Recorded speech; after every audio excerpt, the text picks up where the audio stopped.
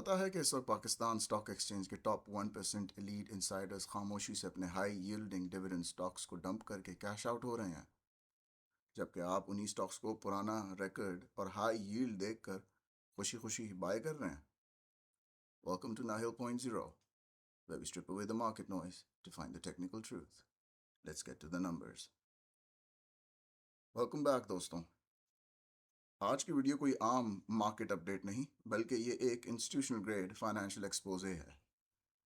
आज board room के उन हिडन सीक्रेट से पर्दा उठेगा जो आम रिटेल इन्वेस्टर से छुपाए जाते हैं। हम सिर्फ हवा में बातें नहीं करेंगे, मैं आपको इस वीडियो में रियल टाइम, एविडेंस बेस्ड और data backed exact stock examples दूंगा।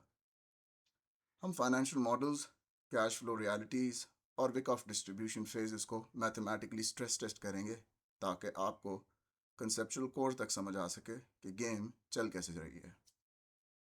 मेक श्योर आप इस वीडियो को आखिरी सेकंड तक देखें, क्योंकि अगर आपने कोई एक पॉइंट भी मिस किया तो आप मार्केट के अगले पिवट साइकिल में अपना 40% तक कैपिटल वाइप आउट करवा सकते हैं। वीडियो के बिल्कुल आखिर में मैं आपको एक एक्सक्लूसिव एग्जिट मार्केट स्ट्रेटेजी दूंगा, जिसे अप्लाई करके आप हमेशा स्मार्ट मनी के साथ साथ वक्त पर एग्जिट कर सकेंगे और कभी भी लॉस का बैग होल्ड नहीं करेंगे। चलें अब डेटा को डिकोड करते हैं। चैप्टर नंबर 1, इनसाइडर ट्रेडिंग और रेगुलेशन 5.6.1/D का सच। देखिए, पाकिस्तान स्टॉक एक्सचेंज में इनसाइडर ट्रेडिंग को समझना हर रिटेल इन्वेस्टर के लिए सबसे पहला और अहम कदम है।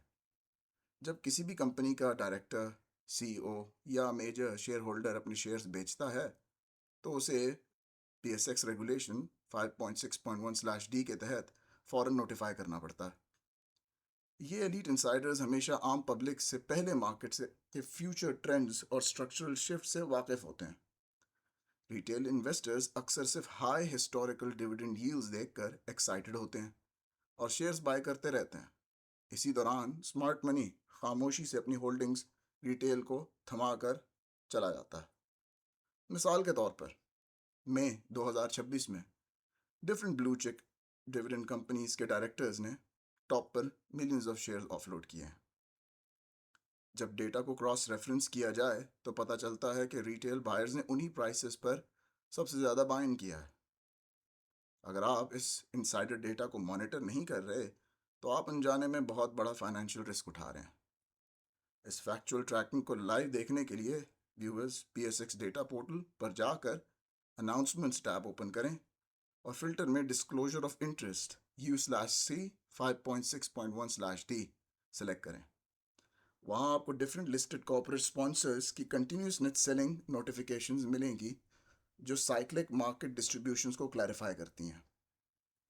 ये raw institutional regulatory records open public domain में हिस्टोरिकल टाइम स्टैम्प्स के साथ मौजूद हैं, जहां आप इनसाइडर डंपिंग मोमेंटम को वेरीफाई कर सकते हैं। आप उन हिस्टोरिकल नोटिस को भी क्रॉस चेक करें जो अक्टूबर 2024 से लेकर अप्रैल 2025 तक और उनके दरमियान रिकॉर्ड लिक्विडिटी वॉल्यूम्स पर एक्सचेंज पर पुश किए गए, ताकि जब KC100 इंडेक्स स्ट्रक्चरल एक्सटेंशंस पर चल रहा था। अब यहाँ पर सवाल है, अगर इंसाइडर्स अपने शेयर्स किसी स्ट्रेटेजिक ग्रोथ री इन्वेस्टमेंट के लिए लिक्विड कर रहे हों, तो हम उनकी सेलिंग को डिस्ट्रीब्यूशन ट्रैप्स से कैसे डिफरेंशिएट करें? तो देखिए, इंस्टीट्यूशनल मॉडल्स के तहत अगर इनसाइडर सेलिंग के साथ कंपनी की कैपिटल एक्सपेंडिचर कैपेक्स बढ़ रही हो और रिटेन्ड अर्निंग्स प्रोडक्टिव एसेट्स में डिप्लॉय हो रही हो, तो ये कंस्ट्रक्टिव सेलिंग होती है। लेकिन अगर कैपेक्स ज़ीरो हो, ROE return on equity stagnate हो रहा हो और शेयर प्राइस की मूविंग एवरेजेस ब्रेक हो रही हो, तो ये 100% स्ट्रक्चरल डिस्ट्रीब्यूशन ट्रैप है। Chapter number 2, dividend yield trap और स्मार्ट मनी की स्ट्रैटेजी। देखिए, डिविडेंड यील्ड ट्रैप एक ऐसी फाइनेंशियल सिचुएशन है जहां एक शेयर बहुत ज़्यादा यील्ड दिखाता है, लेकिन उसकी अंडरलाइंग वैल्यू गिर चुकी होती है। रिटेल इन्वेस्टर्स अक्सर 15% या 20% का हाई यील्ड देखकर ट्रैप में फंस जाते हैं। स्मार्ट मनी और इंस्टीट्यूशनल एलीट हमेशा उन फॉरवर्ड लुकिंग कैश फ्लोज को देखते हैं जो आम रिटेल की नज़र से दूर होते हैं। जब मार्केट इंटरेस्ट रेट्स पीक पर होते हैं तो कंपनीज टेम्परेरी तौर पर बहुत बड़े पे आउट्स अनाउंस करती हैं। इनसाइडर्स को अच्छी तरह मालूम होता है कि आने वाले क्वार्टर्स में मार्जिन कंप्रेस होने वाले हैं, इसलिए वो हाई प्राइस पर स्टॉक को डिस्ट्रीब्यूट करते हैं ताकि हाई इवैल्यूएशन का पूरा फ़ायदा उठाया जा सके। मिसाल के तौर पर, जब किसी सेक्टर का dividend pay out ratio suddenly increase कर जाए तो वो रेड फ्लैग होता है। आम लोग डिविडेंड को चेक कलेक्ट करते हैं जहां उनकी प्रिंसिपल कैपिटल इन्वेस्टमेंट 40% तक वाइप आउट हो चुकी होती है। इस डाइवर्जेंस को मैथमेटिकली स्क्रीन पर देखने के लिए सरमायर और पीके या पीएसएक्स डेटा पोर्टल पर हिस्टोरिकल पे आउट ट्रेंड्स ओपन करें। फौजी फर्टिलाइजर बिन कासिम एफएफबीएल और डायनामिक टेक्सटाइल स्टॉक्स के रिट्रोस्पेक्टिव कॉर्पोरेट एडजस्टमेंट डेज पर जब चेक किया जाए तो एक्सट्रीम हाई यील्ड अनाउंसमेंट्स के बाद इनिशियल वैल्यूएशन 30% तक डिप्रिसिएशन स्केल हिट कर चुकी थी।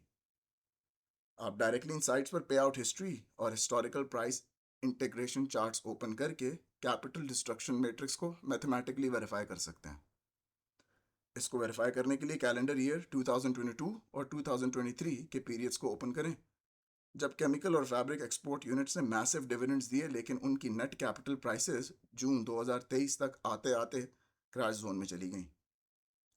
अब यहाँ सवाल है, डिविडेंड यील्ड ट्रैप को क्वांटिटेटिव तौर पर स्क्रीन करने के लिए कौन सा एसेट प्राइसिंग मॉडल सबसे एक्यूरेट रिजल्ट्स देता है?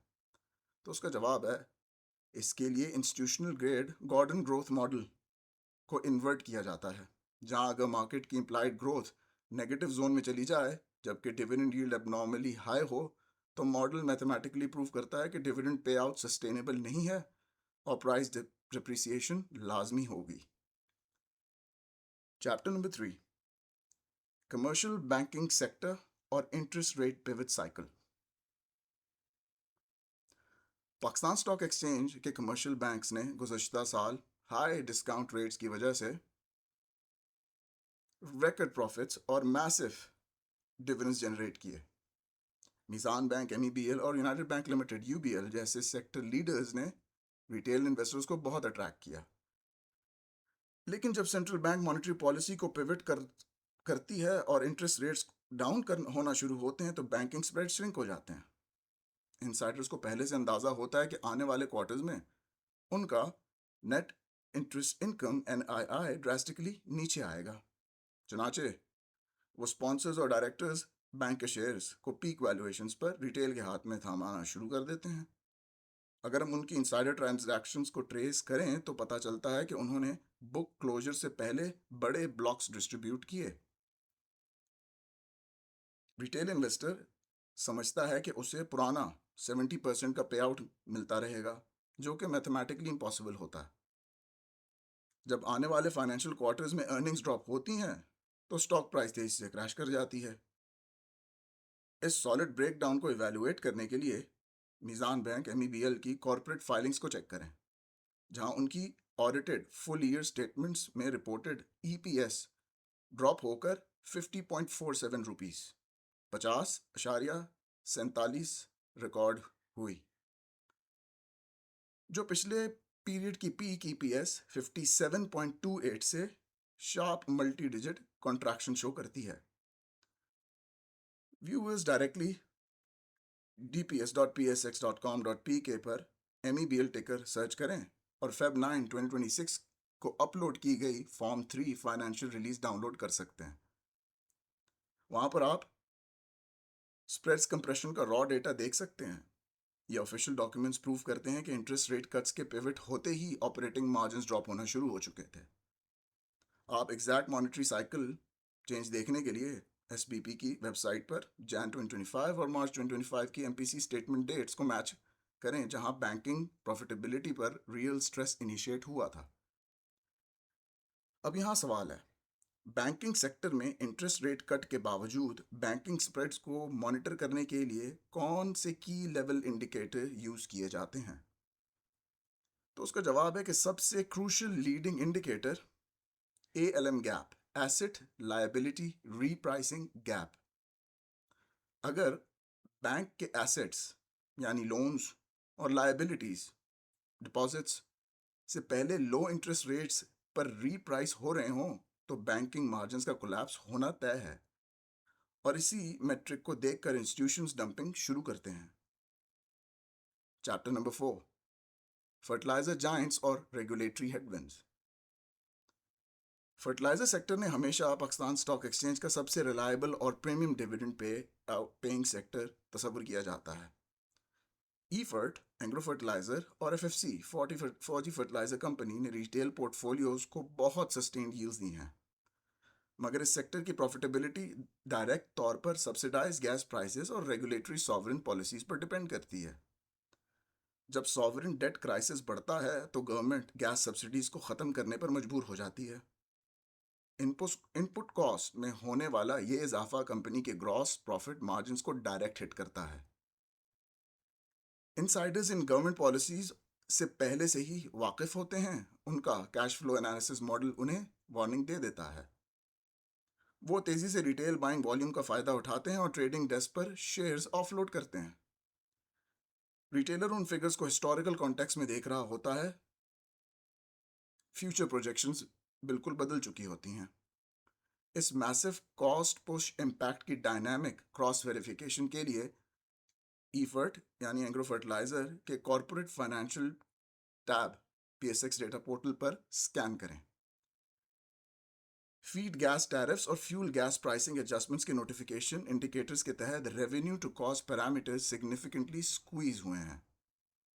व्यूअर्स को डायरेक्टली कॉर्पोरेट ब्रीफिंग्स और quarterly profit and loss accounts के नोट डिस्क्लोजर्स पर जाकर ग्रॉस प्रॉफिट मार्जिन्स पर लगने वाला एब्सोल्यूट इम्पैक्ट प्रिसाइसली वेरीफाई कर सकते हैं। एग्जैक्ट टाइमिंग ट्रैक करने के लिए फरवरी 2024 और अर्ली 2025 के industrial gas tariff revision orders open करें, जब गवर्नमेंट ने सब सेक्टर एग्जेम्पशंस रिमूव की और इन कंपनीज की intrinsic margin layout reverse gear में आ गई। अब सवाल यह है कि फर्टिलाइजर सेक्टर की एनालिसिस में गैस टैरिफ सेंसिटिविटी मैट्रिक्स को अप्लाई करते हुए EPS इम्पैक्ट को कैसे कैलकुलेट किया जाता है। यहाँ आपके इंस्टीट्यूशनल एनालिस्ट गैस प्राइस में हर 100 रुपए पर MMBTU के इजाफे पर EPS इम्पैक्ट मॉडल करते हैं। अगर प्राइसिंग पावर पैरिटी 100% से कम हो तो input cost direct retention money को डिस्ट्रॉय करती है, जिससे टर्मिनल डिविडेंड कैपेबिलिटी ज़ीरो हो सकती है। चैप्टर नंबर 5, IPPs और सॉवरेन डेट रिस्ट्रक्चरिंग का खौफ। इंडिपेंडेंट पावर प्रोड्यूसर्स IPPs जैसे हब पावर कंपनी HUBC ने हमेशा बड़े डिविडेंड्स का लालच देकर रिटेल इन्वेस्टर्स को अपना स्टॉक्स होल्ड करवाया है। इन कंपनी के फाइनेंशियल मॉडल सॉलिड लगते हैं क्योंकि इन्हें गवर्नमेंट की तरफ से गारंटीड रिटर्न्स मिलते हैं, लेकिन जब सर्कुलर डेट के बहरान बेकाबू हो जाता है तो गवर्नमेंट कैपेसिटी पेमेंट्स को रिस्ट्रक्चर या डिले करती है। इनसाइडर्स और इंस्टीट्यूशनल स्पॉन्सर को सबसे पहले पता चलता है कि कैश रिकवरी रेशियोज डाउन हो चुकी हैं। जब कैश फ्लो ब्लॉक हो जाए तो सिर्फ अकाउंटिंग प्रॉफिट की बुनियाद पर डिविडेंड्स पे नहीं किए जा सकते। बोर्डरूम के अंदर बैठे लोग खामोशी से सेकेंडरी मार्केट में ब्लॉक्स डंप करना शुरू कर देते हैं। आम रिटेल इन्वेस्टर समझता है कि प्राइस सस्ती हो रही है, वो मज़ीद बाइंग करके एवरेज आउट कर लें। ये स्ट्रैटेजी रिटेल को मज़ीद गहरे कुएं में धकेल देती है, क्योंकि डिविडेंड आने वाले वक्त में सस्पेंड हो जाता है या कम हो जाता है।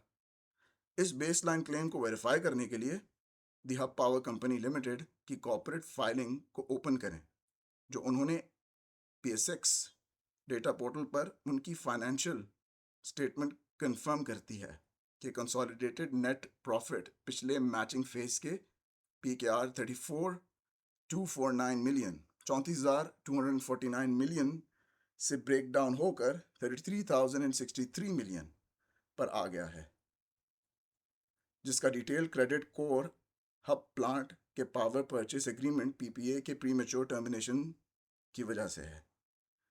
व्यूअर्स डायरेक्टली डेटा पोर्टल पर HUBC सेक्शन से ऑफिशियल PDF रिपोर्ट डाउनलोड करके ऑपरेटिंग कैश फ्लो कंस्ट्रेंट्स और core gross profit erosion check कर सकते हैं। इस कंप्लीट कॉन्ट्रैक्ट ऑल्टरेशन और स्ट्रक्चरल मॉडिफिकेशन की प्रिसाइज ट्रांजैक्शन डेट अक्टूबर 10, 2024 है। जिसके बाद सेक्टर की cash generation line dynamic levels पर मॉडिफाई हो गई। अब यहाँ सवाल ये है कि आईपीपी स्टॉक्स को actual dividend capability stress test करने के लिए free cash flow to equity FCFE को अकाउंटिंग नेट इनकम पर क्यों तरजीह दी जाती है। देखिए, आईपीपीज में अकाउंटिंग नेट इनकम सिर्फ एक्रूअल बेसिस पर रिसीवेबल्स शो करती है। अगर free cash flow to equity FCFE negative हो और गवर्नमेंट से एक्चुअल कैश कलेक्ट ना हो रहा हो तो डिविडेंड पे करने के लिए कंपनी को एक्सपेंसिव शॉर्ट टर्म डेट लेना पड़ता है, जो कैपिटल स्ट्रक्चरिंग को पूरी तरह डिस्ट्रॉय कर देती है। चैप्टर नंबर 6, टेक्नोलॉजी सेक्टर की हाई वैल्यूएशन और asset rotation. Technology sector high growth के साथ पीरियोडिक डिविडेंड देने की वजह से रिटेल इन्वेस्टर्स का फेवरेट रहा है। सिस्टम्स लिमिटेड या नेटसॉल जैसी कंपनीज ने ऑपरेटिंग लेवरेज का बेहतरीन यूज करके अच्छी परफॉर्मेंस दिखाई, मगर टेक सेक्टर की वैल्यूएशन अक्सर रियलिस्टिक कैश फ्लो मल्टीपल से बहुत ऊपर चली जाती हैं। एलीट इंसाइडर्स को मालूम होता है कि फॉरेन क्लाइंट स्पेंडिंग और टेक्नोलॉजिकल लैंडस्केप कब स्लो डाउन हो रहा है। वो अपनी एक्सपेंसिव होल्डिंग्स को कन्वर्ट करते हैं और सेफ फिक्स्ड इनकम एसेट्स में कैपिटल रोटेट कर लेते हैं। रिटेल इन्वेस्टर्स उनके अनरियलिस्टिक मल्टीपल्स और हिस्टोरिकल पैटर्न्स के पीछे भागते हुए बाइंग ऑर्डर प्लेस करते हैं। जब ग्लोबल इन्फ्लेशन या करेंसी वैल्यूएशन स्टेबल होती है तो tech exports margin drastically drop हो जाते हैं। इस डिस्ट्रीब्यूशन साइकिल को ना समझने वाला इन्वेस्टर हमेशा पीक प्राइस पर बाय करके फंस जाता है। नेटसॉल टेक्नोलॉजीज और एवेंसियन लिमिटेड AVN के past multi year valuation matrices इस एसेट रोटेशन प्रोसेस को परफेक्टली ट्रैक करते हैं। जब उनके forward multiples high standard deviation पर ट्रेड करते रहे तो कोर कॉर्पोरेट अकाउंट से स्टेडीली लिक्विडिटी आउटफ्लो देखा गया। नतीजा ये निकला कि आम जनता टॉप प्राइसेस पर टेक मोमेंटम के चक्कर में स्टॉक्स बाय करती रही और प्राइसिंग सेगमेंट की मैक्रो डी रेटिंग और उनका कैपिटल बर्बाद हो गया। व्यूअर्स, सरमाया.pk पर जाकर सितंबर 2021 से लेकर मार्च 2022 के मल्टी क्वार्टर टेक इंडिकेटर्स को क्लोजली स्टडी करें। जब pricing configurations baseline multi year limits cross कर चुकी थीं और smart money elite safety rotate करके जा चुका था। अब यहाँ सवाल है, टेक सेक्टर्स की डिस्ट्रीब्यूशन फेज को डिटेक्ट करने के लिए EV और EBITDA मल्टीपल को प्राइस टू अर्निंग रेशियो पर क्यों सुपीरियर समझा जाता है। देखिए, PE रेशियो में नॉन ऑपरेटिंग इनकम और टैक्स एडजस्टमेंट कैपिटल स्ट्रक्चर को डिस्टॉर्ट कर सकती हैं, जबकि EBITDA पूरे कोर ऑपरेशनल अर्निंग्स और कैश जनरेशन कैपेसिटी की बेसलाइन बनता है, जिससे इनसाइडर डिस्ट्रीब्यूशन बिल्कुल साफ विजिबल हो जाती है। Chapter number 7, Wyckoff distribution phase और PSX का रिटेल ट्रैप। देखिए, विक ऑफ मेथड के मुताबिक फाइनेंशियल मार्केट्स हमेशा 4 बड़े फेजेस में मूव करती हैं। इनमें सबसे खतरनाक फेज डिस्ट्रीब्यूशन फेज होता है, जहां मार्केट को ऑपरेटर्स कंट्रोल करते हैं। इस फेज में बड़े इंस्टीट्यूशन और इनसाइडर्स रिटेल इन्वेस्टर्स को फेक पॉजिटिव न्यूज़ देकर बाइंग पर उकसाते हैं। स्टॉक प्राइस एक नैरो रेंज में मूव करती है जहां लगता है कि ब्रेकआउट होने वाला है। असल में इनसाइडर्स उस मैक्सिमम लिक्विडिटी का फायदा उठाकर पूरा पोर्टफोलियो क्लियर कर रहे होते हैं। जब पूरी सप्लाई रिटेल इन्वेस्टर्स के हाथ में ट्रांसफर हो जाती है तो सपोर्टिव बाइंग खत्म हो जाती है। इसके बाद स्टॉक बगैर किसी बैड न्यूज़ के भी तेजी से नीचे गिरना शुरू कर देता है। जब पूरी सप्लाई रिटेल इन्वेस्टर्स के हाथ में ट्रांसफर हो गई और रिटेल इन्वेस्टर सिर्फ वेट करता रह जाता है और ट्रेडिंग अकाउंट लॉस में चला जाता है। KSE 100 इंडेक्स के कई हाईली वॉलेटिल स्क्रिप्ट्स जैसे यूनिटी फूड्स या हैस्कॉल पेट्रोलियम ने साइक्लिक लेवल्स पर classic Wyckoff distribution ranges बनाई हैं। इन स्टॉक्स में कॉर्पोरेट टॉप्स पर हैवी वॉल्यूम जनरेट किया गया और मीडिया सेल्स के जरिए बहुत बड़े ग्रोथ क्लेम्स पब्लिक किए गए, लेकिन असल में वो स्मार्ट मनी का कंप्लीट एग्जिट लिक्विडिटी विंडो था, जिससे रिटेल बायर आज तक उन लो स्ट्रक्चरल लेवल्स पर फंसा हुआ है। इस चार्ट प्रोफाइल पैटर्न को ट्रेस करने के लिए ट्रेडिंग व्यू पर हास्कॉल पेट्रोलियम का कंप्लीट चार्ट निकालें अगस्त 2020 से जनवरी 2021 तक का, और इसकी मैसिव टर्मिनल डिस्ट्रीब्यूशन पैटर्न को चेक करें जहां absolute trap close out check किया जा सकता है। अब यहाँ सवाल है, वेक ऑफ डिस्ट्रीब्यूशन फेज में अप थ्रस्ट आफ्टर डिस्ट्रीब्यूशन को ऑथेंटिक ब्रेकआउट से कैसे डिफरेंशिएट करें। देखिए, अप थ्रस्ट आफ्टर डिस्ट्रीब्यूशन यानी यूटीएडी को चेक करने के लिए वॉल्यूमेट्रिक एनालिसिस करते हैं हम। अगर प्राइस बढ़े लेकिन volume average institutional traded volume से बहुत लो हो और डेल्टा वॉल्यूम नेगेटिव हो, तो वो जेन्युइन ब्रेकआउट नहीं बल्कि रिटेल को ट्रैप करने के लिए एक सिंथेटिक मैनिपुलेशन होती है। चैप्टर नंबर 8, फ्री फ्लोट और स्पॉन्सर होल्डिंग का हिडन रेशियो। देखिए, किसी भी डिविडेंड स्टॉक की स्ट्रेंथ उसके फ्री फ्लोट और इनसाइडर होल्डिंग्स की रेशियो से मेजर होती है। अगर किसी कंपनी का फ्री फ्लोट सडनली बढ़ने लगे तो इसका मतलब है कि स्पॉन्सर्स मार्केट में सप्लाई फेंक रहे हैं। रिटेल इन्वेस्टर्स सिर्फ शेयर प्राइस के चार्ट्स देखते हैं और फ्री फ्लोट के नंबर्स को नज़रअंदाज कर देते हैं। स्मार्ट मनी हमेशा ब्लॉक डील्स के जरिए मार्केट ऑर्डर्स पर आहिस्ता आहिस्ता फ्लोट को रिलीज करती है। जब सप्लाई बढ़ती है तो मार्केट में इक्विटी डाइल्यूट हो जाती है और डिमांड इम्पैक्ट वीक पड़ जाता है। फाइनेंशियल रिपोर्ट्स के पैटर्न ऑफ शेयर होल्डिंग को चेक करके इस शिफ्ट्स का एग्जैक्ट अंदाज़ा लगाया जा सकता है। इनसाइडर्स हमेशा क्वार्टरली बेसिस पर अपने पैटर्न्स को मॉडिफाई करते हैं जो पब्लिक को देर से पता चलते हैं। इस क्वांटिटेटिव रेंज को ट्रेस करने वाला ट्रेडर डायरेक्ट लॉस का सामना नहीं करता। गनी ग्लास या सर्टन सीमेंट मैन्युफैक्चरिंग सेक्टर्स के मिड कैप स्टॉक्स का annual pattern of share holding structural dynamic का जिंदा मिसाल है।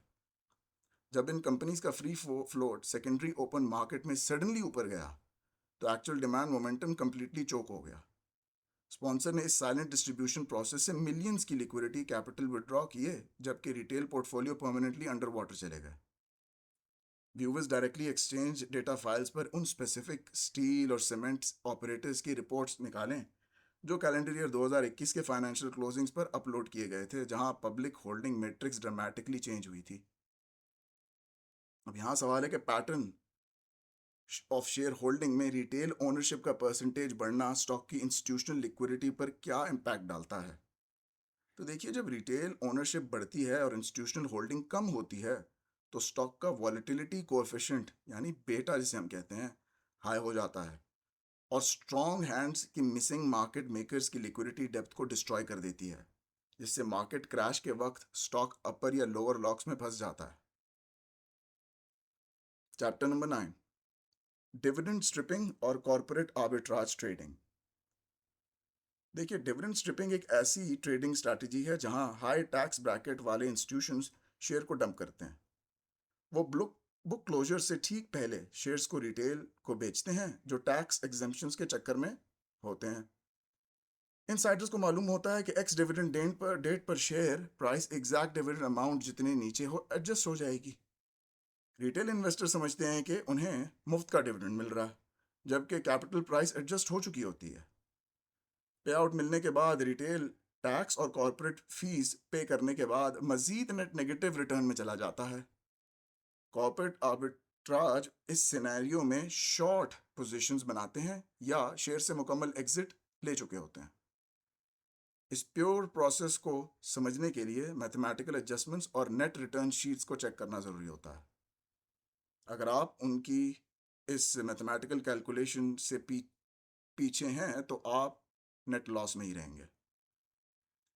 लकी सीमेंट एलयूसी के और हबको एचयूबीसी का हिस्टोरिकल एक्स डिविडेंड रेट्स के साथ डिटेल्ड बिहेवियरल प्राइस मॉडल इस आर्बिट्राज फ्रेमवर्क को मैथमेटिकली प्रूव करता है। इंस्टीट्यूशंस हमेशा इन एडजस्टमेंट डेज पर high with holding tax drag से बचने के लिए पोजीशन एलोकेशन बहुत पहले चेंज कर लेते हैं। रिटेल ट्रेडर जो सिर्फ कॉर्पोरेट चेक की चाहत में क्लोजर बाय करता है, वो हैवी कैपिटल मार्कडाउन और टैक्सेशन स्लैश की डबल वैमी का शिकार बन जाता है। इस प्राइसिंग एफिशिएंसी एनालिसिस को टेस्ट करने के लिए सितंबर 2023 और अक्टूबर 2024 के big ticket cash settlement dates का रॉ बिहेवियरल डेटा चेक करें। जब capital recovery timelines normal limit से 3 टाइम्स लेट रिकॉर्ड हुई।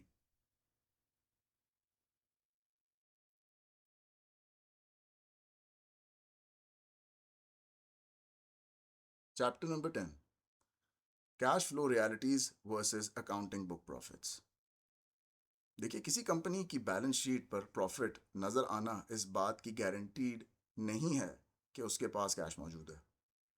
रिटेल इन्वेस्टर्स अक्सर ईपीएस यानी अर्निंग पर शेयर की ग्रोथ देखकर बुलिश हो जाते हैं। स्मार्ट इन्वेस्टर्स और इनसाइडर्स हमेशा कैश फ्लो स्टेटमेंट के ऑपरेटिंग कैश फ्लोज को क्लोजली स्क्रूटनाइज करते हैं। अगर ऑपरेटिंग कैश फ्लो नेगेटिव हो और नेट प्रॉफिट पॉजिटिव हो तो इसका मतलब है कि अर्निंग सिंथेटिक है, मसनूई है। इनसाइडर्स जानते हैं कि ऐसी अकाउंटिंग अर्निंग्स रिटेल को बड़े डिविडेंड्स की उम्मीद दिलाने के लिए बेहतरीन टूल्स हैं। वो इस पेपर वेल्थ के उरूज पर शेयर्स रिटेल ट्रेडर्स के हाई रेट्स पर डिस्ट्रीब्यूट करते हैं। बाद में वर्किंग कैपिटल ब्लॉक्स होने की वजह से company sudden dividend date cut कर देती हैं। तब तक आम इन्वेस्टर बहुत बड़ी तरह ट्रैप हो चुका होता है और एग्जिट ब्लॉक्स की बंद होने होते हैं। पीआरएल पाकिस्तान रिफाइनरी लिमिटेड और टेक्सटाइल जाइंट्स जैसे निशात मिल्स एनएमएल के सर्टेन फाइनेंशियल रिपोर्टिंग क्वार्टर्स में एक्सट्रीम डाइवर्जेंस साफ जाहिर हुई थी। उनका अकाउंटिंग नेट प्रॉफिट इन्वेंट्रीज और स्ट्रक्चरल सिक्लिकल वेरिएशंस की वजह से हाई था, मगर actual operating cash flow deep deficit में चल रहा था। जब कॉर्पोरेट बोर्ड ने फाइनल कैश लिक्विडिटी क्रंच के बायस पे आउट फ्रीज किया तो शेयर प्राइसिंग वैल्यूज ने इमीडिएट डाउनसाइड ब्रेकडाउन शो किया। इस मिसमैच को डबल चेक करने के लिए क्वार्टर एंडिंग मार्च 2023 और जून 2023 के रिपोर्टेड कैश शीट्स का एग्जैक्ट मिसमैच स्ट्रक्चर रिव्यू आप कर सकते हैं। पीएसएक्स डेटा पोर्टल पर यह भी अवेलेबल है। अब यहाँ सवाल है कि ऑपरेटिंग कैश फ्लो और नेट इनकम के दरमियान डाइवर्जेंस को इवेल्युएट करने के लिए कौन सा अकाउंटिंग मॉडल स्ट्रेस टेस्ट किया जाता है। तो उसका जवाब है, इसके लिए मॉडिफाइड जोन्स मॉडल और बीनिश एम स्कोर टेस्ट किया जाता है, जो ये प्रूव करते हैं कि रेवेन्यू सिर्फ बुक्स पर है और एक्चुअल कैश ना होने की वजह से इनसाइडर डंपिंग इनिशिएट हो चुकी है। Chapter number 11, debt to equity ratio और हाई इंटरेस्ट रेट लेवरेज। उन कंपनी से हमेशा दूर रहें जिनका डेट टू इक्विटी रेशियो बहुत ऊंचा है और वो बोरो करके डिविडेंड्स दे रही हैं। जब इंटरेस्ट रेट हाई होते हैं तो ऐसी हाईली लेवरेज कंपनीज की फाइनेंशियल कॉस्ट बढ़ जाती है। एलीट इनसाइडर्स को मालूम होता है कि बैंक लोन्स की डेट सर्विसिंग उनकी फॉरवर्ड अर्निंग्स को खाए जा रही हैं। वो कंपनी की स्टेबिलिटी का झूठा प्रचार करके रिटेल डिमांड क्रिएट करते हैं, फिर उन्हीं इन्फ्लेटेड प्राइसेस पर अपने शेयर्स रिटेलर्स को कैश आउट करके खुद साइडलाइन पर हो जाते हैं। आम रिटेल इन्वेस्टर लेवरेज के मैकेनिक इम्पैक्ट को कैलकुलेट करने में नाकाम रहता है। जब क्रेडिट रेटिंग्स डाउन होती हैं तो कंपनीज बैंक्रप्सी या डिफॉल्ट के बहाने आपके हाई यील्ड डिविडेंड के ख्वाब एक फाइनेंशियल नाइटमेयर में तब्दील कर देते हैं। अमरेली स्टील्स या मुगल स्टील जैसे highly geared industrial infrastructure companies ने जब इंटरेस्ट रेट हाइक फेस किया तो इनकी वैल्यूएशन स्ट्रक्चरल लेवल से कंप्लीटली डिस्टर्ब हो गई। हैवी फाइनेंस कॉस्ट और डेट ऑब्लिगेशंस की वजह से उनकी internal cash retention requirement drastically बढ़ गई और पे आउट ट्रैक टूट गया। इनसाइडर्स ने स्ट्रक्चरल लेवरेज को पहले ही भांप लिया और हाई प्रीमियम जोर्स पर इक्विटी रिटेलर्स को ऑफलोड कर दी। इस पैटर्न की सॉलिड वेरिफिकेशन के लिए सितंबर 2022 से लेकर सितंबर 2023 की इंटरम फाइनेंशियल परफॉर्मेंस अकाउंट्स को लाइव टैली करें। ये भी आपको पीएसएक्स डेटा पोर्टल पर अवेलेबल है। यहाँ सवाल है कि लेवरेज और डिविडेंड कैपेबिलिटी के कनेक्शन को चेक करने के लिए इंटरेस्ट कवरेज रेशियो का डायनामिक बेसलाइन थ्रेशोल्ड क्या होना चाहिए। तो इंस्टीट्यूशनल मॉडल्स के मुताबिक dynamic threshold interest coverage ratio से 3 गुना कम नहीं होना चाहिए। अगर ये रेशियो 1.5 टाइम्स से ड्रॉप कर जाए तो corporate dividend direct leverage payment default risk पर आ जाते हैं और इंस्टीट्यूशन एग्जिट डंप एग्जीक्यूट कर देते हैं। चैप्टर नंबर 12, आईएमएफ प्रोग्राम और डिविडेंड इनकम पर नए tax laws. Pakistan stock exchange direct तौर पर मैक्रो इकोनॉमिक कंडीशंस और आईएमएफ के स्ट्रक्चरल एडजस्टमेंट प्रोग्राम से रीअलाइन होता है। आईएमएफ की कंडीशंस के मुताबिक गवर्नमेंट डिविडेंड इनकम और कैपिटल गेन्स पर टैक्सेस बढ़ा रही है। फाइलर और नॉन फाइलर के दरमियान टैक्स ब्रैकेट्स का बढ़ता हुआ फर्क यील्ड्स को डायरेक्टली रिड्यूस कर देता है। कॉर्पोरेट इंसाइडर्स इन पॉलिसी से काफ़ी पहले ही ब्रीफिंग ले चुके होते हैं। उन्हें मालूम होता है कि नेट ऑफ टैक्स यील्ड अब इंस्टीट्यूशनल फंड्स के लिए अट्रैक्टिव नहीं रही, इसलिए वो डिविडेंड अनाउंस होने से पहले ही अपने रिटेल डिस्ट्रीब्यूशन नेटवर्क्स को चलाना शुरू कर देते हैं। रिटेल बायर समझता है कि सस्ता स्टॉक मिल रहा है, लेकिन ग्रॉस यील्ड टैक्स एडजस्टमेंट्स के बाद ख़त्म हो जाती हैं। आपका पोर्टफोलियो तब तक रिकवर नहीं कर सकता जब तक आप टैक्स मैक्रो मॉडलिंग को फॉलो नहीं करते। माड़ी पेट्रोलियम या OGDC oil and gas development company जैसे एनर्जी हैवी वेट्स पर लगने वाले डायनामिक कॉर्पोरेट टैक्सेस और मॉडिफाइड विद होल्डिंग स्लैब्स इस टैक्सेशन शिफ्ट को इवेलुएट करते हैं। जब नेशनल बजट्स में फिस्कल एडजस्टमेंट को ट्रैक किया गया तो target net return on equity automatically mathematical parameter से ड्रॉप हो गई।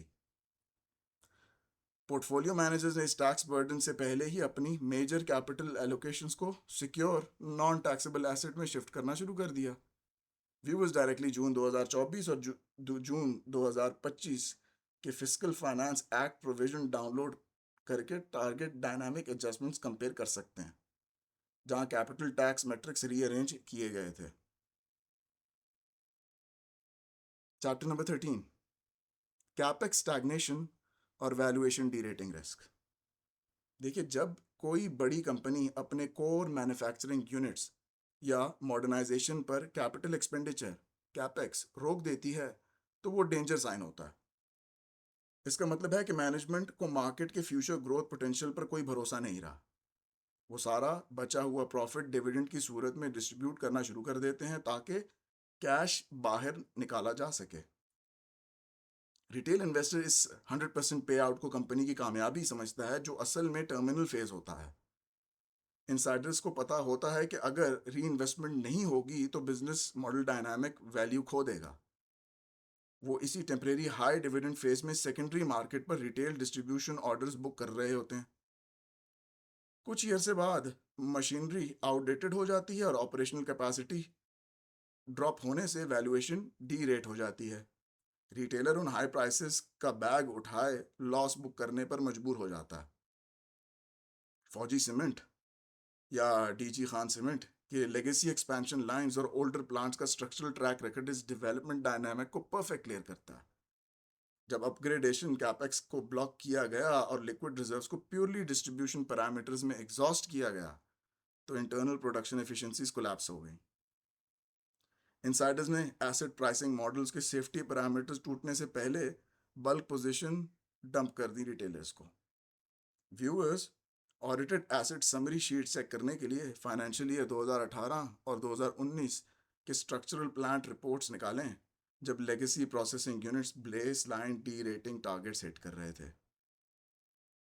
यहाँ सवाल है कि कैपेक्स स्टैग्नेशन और कंटिन्यूस कैश डिविडेंड पे करने वाली कंपनीज के इंटरनल ट्रांजेक्शन को चेक करने के लिए रिटेंशन रेशियो का क्वांटिटेटिव बेसलाइन क्या है। तो देखिए, baseline continuously sustainable model retention ratio अगर नेगेटिव हो जाए तो sustainable growth rate automatic zero हो जाती है।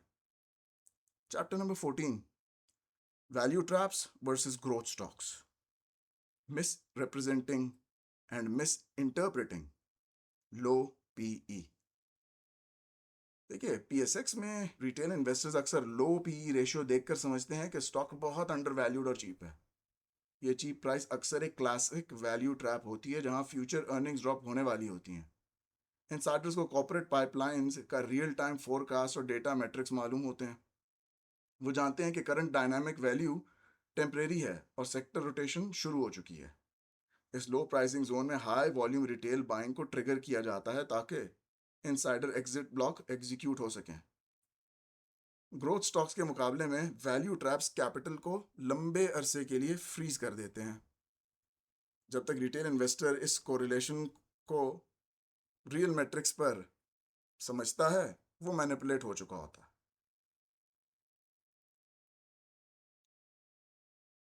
यहां से हम चलते हैं अपने आखिरी चैप्टर की तरफ, एग्जीक्यूशन स्ट्रैटेजी। अपने पोर्टफोलियो का एग्जिट मैट्रिक्स कैसे बनाएं। देखिए, रिटेल इन्वेस्टर के लिए सबसे अहम चीज एक प्रोफेशनल और एक मैथमेटिकली वेरीफाइड एग्जिट स्ट्रैटेजी है। एंटर होने से पहले ही आपकी एग्जिट स्ट्रैटेजी बन चुकी हो। अक्सर लोग बाय इन करने के बाद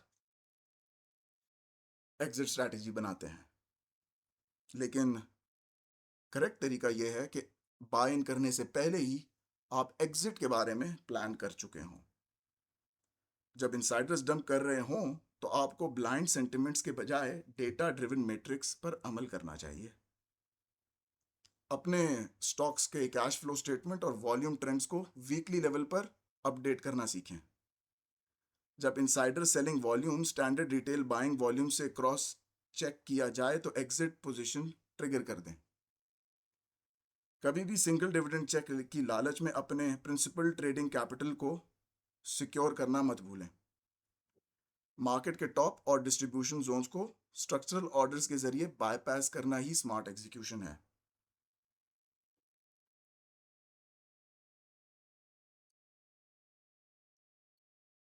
तो दोस्तों, डेटा आपके सामने बिल्कुल साफ है। पाकिस्तान स्टॉक एक्सचेंज के एलीट इंसाइडर्स की ये साइलेंट सेलिंग कोई इत्तेफाक नहीं है, बल्कि एक प्लान्ड एसेट रोटेशन और डिस्ट्रीब्यूशन फेज है, जहां रिटेल इन्वेस्टर्स को हमेशा की तरह बैग होल्डिंग का शिकार बनाया जा रहा है। अब फैसला आपके हाथ में है। क्या आप उन्हीं हिस्टोरिकल डिविडेंड्स यील्ड्स की लालच में फंसे रहना चाहते हैं, या फिर स्मार्ट मनी के साथ अपना कैपिटल को सिक्योर करना चाहते हैं। जो टाइमलाइन डेट्स और फाइल्स मैंने आपको पीएसएक्स डेटा पोर्टल से चेक करने के लिए गुजारिश की है, उन्हें आज ही जाकर काइंडली चेक ज़रूर कीजिएगा। अगर आपको लगता है कि आज की वीडियो ने आपकी इन्वेस्टमेंट विजन को क्लियर किया है और आपको किसी बड़े फाइनेंशियल लॉस से बचाया है, तो इस वीडियो को लाइक ज़रूर करें, अपने इन्वेस्टर दोस्तों के साथ शेयर करें और चैनल को सब्सक्राइब करके बेल आइकॉन दबाना ना भूलें, ताकि अगले इंस्टीट्यूशनल ग्रेड अलर्ट आपसे मिस ना हो सके। कमेंट सेक्शन में मुझे अपने पोर्टफोलियो के डिविडेंड स्टॉक्स के टिकर सिंबल ज़रूर बताएं, ताकि हम दोनों मिलकर उनका कैश फ्लो एनालिसिस कर सकें। अपने और अपने ट्रेडिंग कैपिटल का बहुत ख्याल रखिएगा। अगली वीडियो तक के लिए अल्लाह हाफिज़। Happy trading.